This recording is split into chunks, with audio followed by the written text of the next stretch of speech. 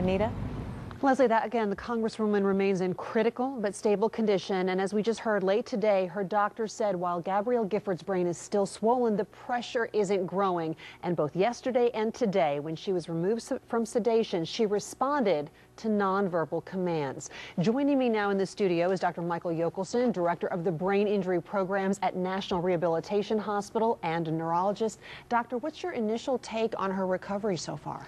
So honestly, given the severity, I'm very pleased. I think it's great news what we're hearing so far. Obviously, it's very early on, but the fact she's responding is good news. Over the weekend, we were told literally a portion of her skull was removed to give the brain room. How does that work? And did we learn more about this from war injuries in Iraq and Afghanistan? So we do take off portions of the skull so that if there is swelling in the brain, it doesn't create an increase in pressure, and it's actually the pressure that would cause damage to more areas of the brain. Okay. Hence it does help protect the brain.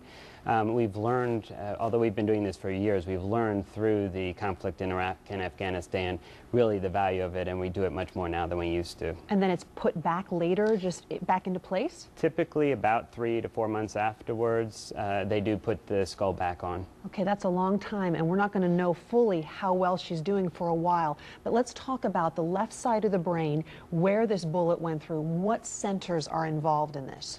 Clearly, there's a lot of centers. The brain is critical for many different things, but some of the things that we have to be concerned about on the left side of the brain are language function, the ability to express oneself, and motor function on the opposite side of the body, so whether or not she'll be able to move her right arm or her right leg.